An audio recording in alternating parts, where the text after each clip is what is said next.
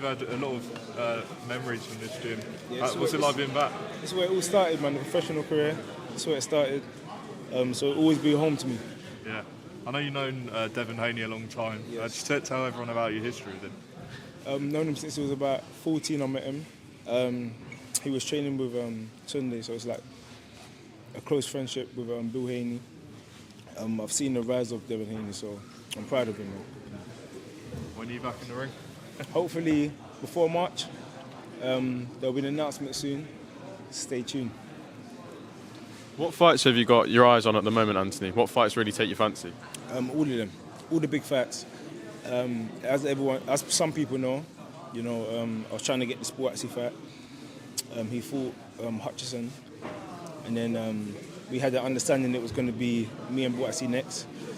And then, he chose to fight Callum Smith, so I hope that fight goes well.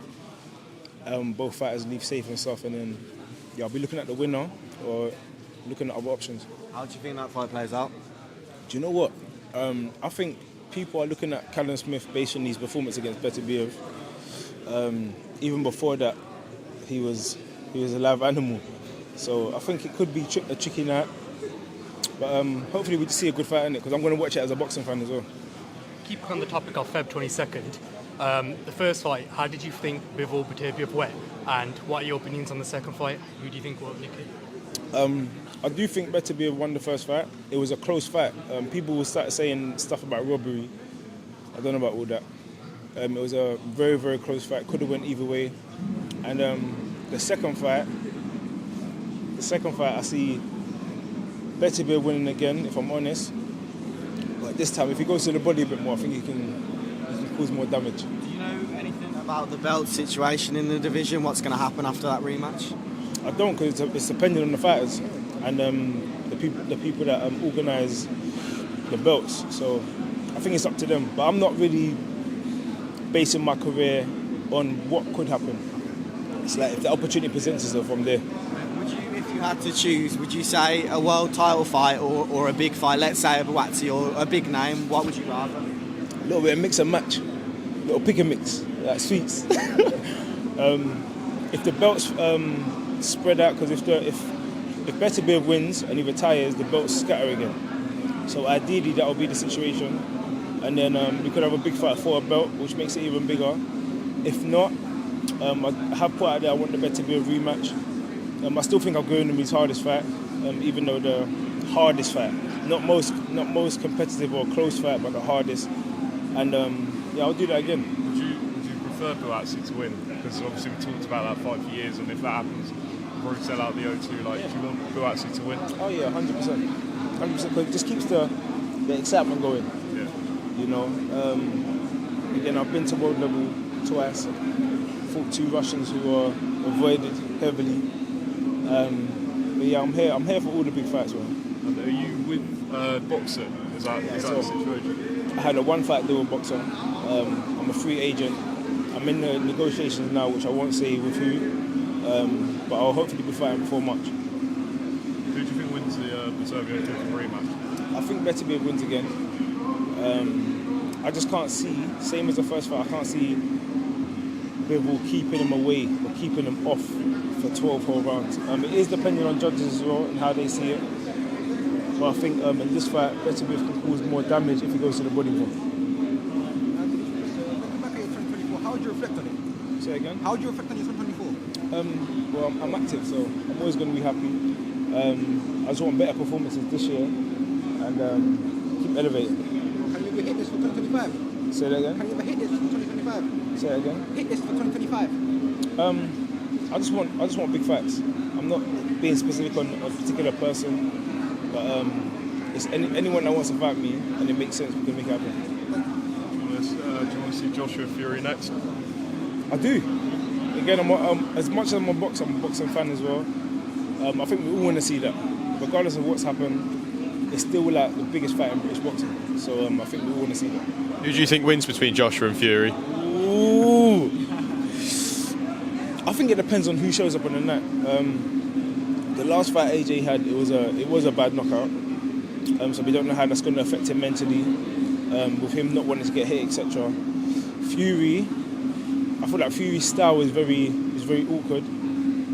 But I think his punch resistance has gone as well since his fights with Wilder. But it's all exciting. That's what I'm saying. That's the whole thing. We don't know what will happen. So I feel like that's why we all want to see it. Do you think it comes down to who's got more left in like fire-wise? Well, obviously, we know Anthony Joshua wants to become a 3-time world champion. But if there's a lack of fire in the belly from Fury, do you think that does play in Anthony Joshua's favour massively? I think it does, but I think both of their characters, I don't know what it is about them two, they're not going to want to lose to each other. So I think more than anything, that's what we need to see. Because I feel like it's a recipe for fireworks. So I was going to say, obviously you're fighting at light heavy at the moment. Do you see yourself going up to cruiserweight anytime soon?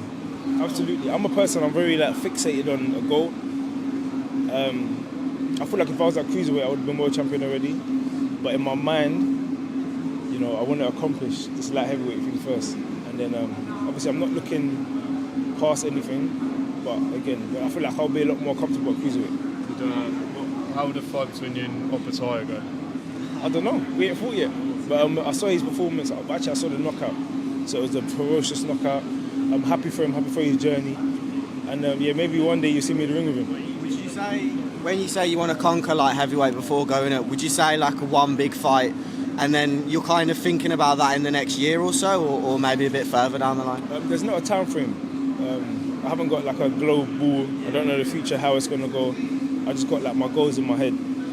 So all I'm saying is that cruiserweight is definitely an option. Who do you think would win, Canelo or Crawford? Canelo or Crawford? You know what? I'll be honest with you. Based on recent performances and based on the fighter he is now, as much as I wouldn't put anyone beating Canelo, if anyone can do it, it's Crawford. I think Crawford's he's a masterful boxer, tactician. It's like he's got the skill set of Floyd, but he hits hard. He's still got both hands strong, etc. And I feel like the performance against Spence, look, Spence is my boy, but that was a masterclass performance. You have expressed interest in fighting Chris Smith. How realistic do you think that fight is? All fights are realistic for me. As long as they're in and around my weight class, it can happen. Do you think you stop Chris Smith? I don't know. I feel like I can stop anybody. I've said this before. I feel like I can stop anybody. But I don't really indulge too much in fairy tale. Right now I'm light heavyweight. If an opportunity presents itself, I'm there for cruiserweight. But right now it's light heavyweight. After the Beterbiev and Bivol fight, the belts may be scattered around. Would you be interested in picking one up soon? 100%. 100%. That's what I'm here for. Anthony, just one last one. I just want to take you back to your first world title shot against Sergey Kovalev. Yes. What was that feeling like, walking out in that arena and you being the enemy, no one was there backing you apart from the people in your corner? What is that feeling like, walking out in such a hostile crowd? Again, unexplainable.